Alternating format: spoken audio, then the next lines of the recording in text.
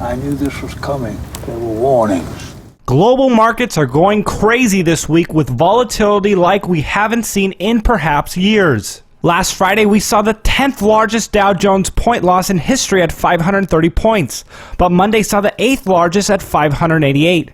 In fact, Monday saw the largest ever intraday point swing of near 1,100 points. The Dow opening down a record 1,000 points. This Friday, the Dow only closed down about 12 points, making this week up 184 points despite the severe losses earlier in the week. With September almost here, it's time to revisit some warnings and prophecies. In May, we released a video that still gets over 1,000 views per week. September 2015 Prophecies for Disaster. Now we're seeing one of the supposed prophesied items, the stock market crash.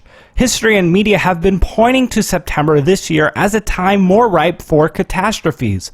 Most notably of these is the 7-year cycle of the Shemitah that many crashes have occurred on, including the 1987 crash, 2001 dot-com bust, and everyone's most recent memory, the 2008 crash. Analysts are predicting at least a crash in the stock market coming, including Tom McClellan says we're headed for an ugly decline. Harry Dent says we're weeks away from global financial collapse.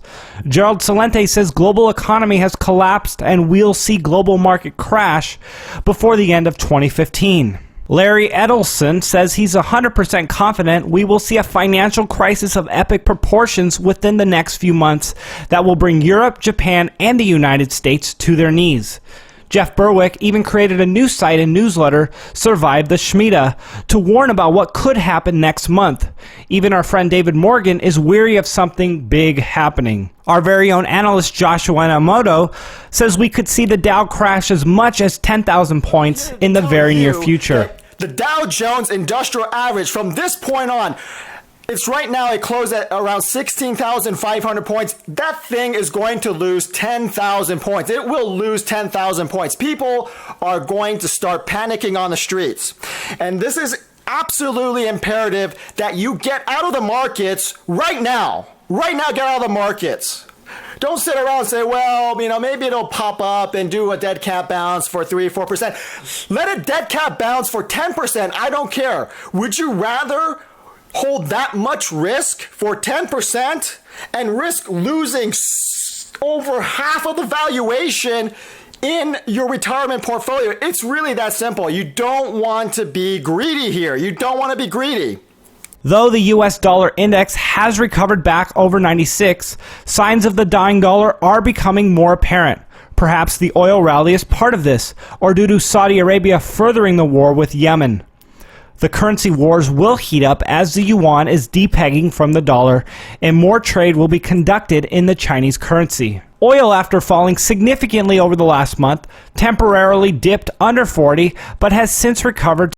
This and the stock market rally could just be a dead cat bounce, unless the whole system is rigged, and we'll see a spike in oil back up to just shock the markets, and give profits to the elite and cause world turmoil.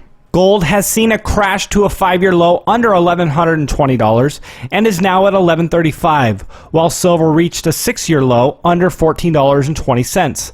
Almost needless to say at this point, premiums are back up and stock is delayed at major bullion dealers. Back in 2008, delivery times were months long for silver and premiums were up to 100%.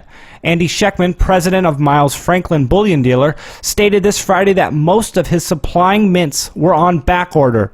He also said quickly some will be impossible to get. Bitcoin also saw a volatile week, though ending up close to where it started off at $232. Like we mentioned months ago, perhaps Bitcoin was becoming the Wall Street currency. The closer ties with Wall Street have gave it a bad position now as it crashed with our stock market. Bitcoin should be doing the opposite. It is a new financial system that should do better as the old one shows more and more weakness. If you remember, last week we said the proposed block change. The software dubbed Bitcoin XT new subreddit had 7,000 members. It now has 12,000. The Bitcoin community basically runs on a consensus that the new majority view will dictate any changes in how the system operates. Though price may not always show, Bitcoin is steadily growing and spreading to new users. NYU, Duke, Princeton, Stanford, and other universities now have cryptocurrency courses. In Greece news, the replacement for Tsipras was appointed Friday and is the first female prime minister.